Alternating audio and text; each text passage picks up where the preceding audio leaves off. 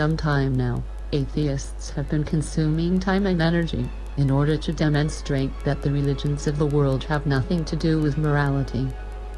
Some atheists have even gone so far that they have claimed that the entire period of the Middle Ages was brought about by Christianity. Yeah, that's right, Fatso. This time was known as the Dark Ages, when slave ownership and burning witches, as commanded by Scripture, was seen as a good thing. However, those of us who have stood in the light have little desire to let you lead us back into the darkness. Stored media has changed everything. Books were a good start, but were unfortunately prone to religious sorts decreeing that learning was evil and burning down the combined knowledge gained by thousands in the libraries. Fortunately, now media has developed to the point where it's virtually impossible to destroy knowledge. And virtually everyone, all religions, have a track record of non-achievement for several thousand years. Let's analyze these two claims. First, let's discuss the issue about the Middle Ages and Christianity. The persons interested to attack Christianity make a great intellectual effort to find arguments which support the theory which claims that the entire period of the Middle Ages was brought about by Christianity. These persons only demonstrate their incapability of understanding the complexity of a domain such as history. It's taken advantage of society, of people, and it's keeping us in the fucking Dark Ages. Okay, I'm sick of dragging your intellectual dead weight through society. The Middle Age is the result of an entire context of political events which have no connection with Christianity. One of those events, completely ignored by those who attack Christianity, are precisely the barbarian migrators. It is curious to see how a rational human brain could ignore such an important event and could blame Christianity for the Middle Ages. August 24th, 410 AD, the Empire falls. Rome, a city so long in control of its own destiny and the world's, is invaded by a band of dirty, sweaty, smelly thugs. They are the Visigoths, a terrifying assortment of heathens from Europe's northeastern frontier, and they've come to declare the death of Roman domination. There are many other events also ignored by those who blame Christianity for the Middle Age. The mother of the world had been terminally ill for quite some time.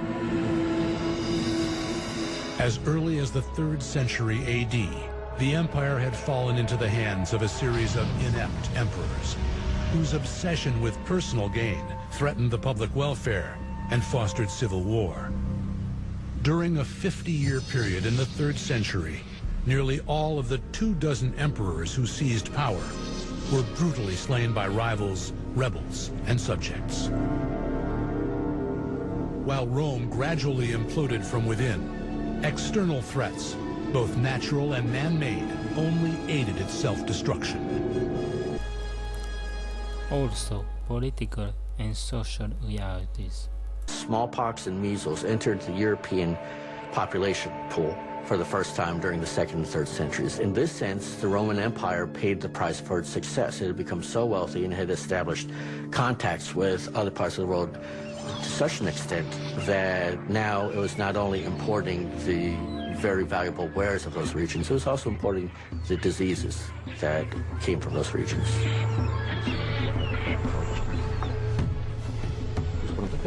As Rome's population began to dwindle, so did its border guard, leaving its emperors no choice but to hire barbarian fighters like Alaric as mercenaries. But as the Romans became more and more dependent on foreign defenders, they also became more openly hostile toward them. Some historical data. Christianity only became a tolerated religion in the Roman Empire after the edict from Serdica, Sofia, of Emperor Gaius Galerius Valerius Maximilianus from 311 that was announced at Nicomedia on 13 April 311. and after the Edict of Milan, Edictum Mediolaiensium from 313 of the emperors Constantine and Licinius, Christianity became an accepted religion in the Roman Empire. Christianity became the official religion of the Roman Empire during Emperor Flavius Theodosius the Great in February 391. After the death of Theodosius the Great, the empire was divided between his two sons, Arcadius la Pars Orientalis and Honorius la Pars Occidentalis. And for a short while, the Western Roman Empire managed to survive even after a shock from 410. Things changed, however, when barbarians conquered Rome and Odoacer managed to overthrow the last Roman emperor, Romulus Augustulus, in 476. Throughout the 5th century, wave after wave of invading tribes, Goths, Vandals, Franks, Britons, and Saxons, flooded in and fought to stake their claim on the waning empire. Rome's once invincible domain shattered into 1,000 pieces, each one held by a military strongman who wanted to collect them all. The glory of Rome was gone forever, and the Dark Ages had begun. 476 is widely considered as the date when the Middle Ages started, but many scholars forget that, at the time, the Roman Empire was split in two. The barbarians conquered Rome and put an end to the imperial tradition.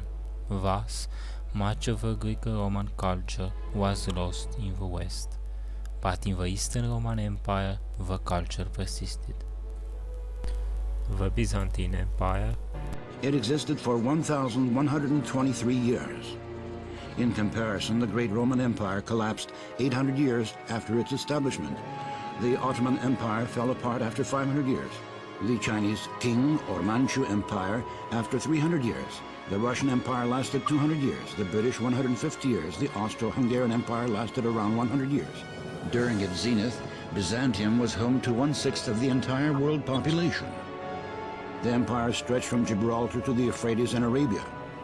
It encompassed the territories of modern Greece and Turkey, Israel and Egypt, Bulgaria, Serbia and Albania, Tunisia, Algeria, and Morocco, part of Italy, Spain, and Portugal. There were around 1,000 cities in Byzantium, nearly as many as in modern Russia. The capital city's incalculable wealth, its beauty and elegance, amazed all the European peoples, who were still barbarians at the time when the Byzantine Empire was in its apogee. A dark age began in Europe, and in the West the Catholic Church played an important role in the survival of literary Latin. By the turn of the 7th century, northwestern Europe had become a land shrouded in darkness. With the final withdrawal of Justinian's forces from the west, the last vestiges of Roman control had faded into history, and the continent was divided among barbarian warlords who were consumed with conquest at all costs. As disease and warfare claimed countless thousands, trade and industry shrank to a virtual standstill, and Europe's economy was once again dependent on agriculture and herding, as it had been before the rise of Rome, 1,000 years earlier.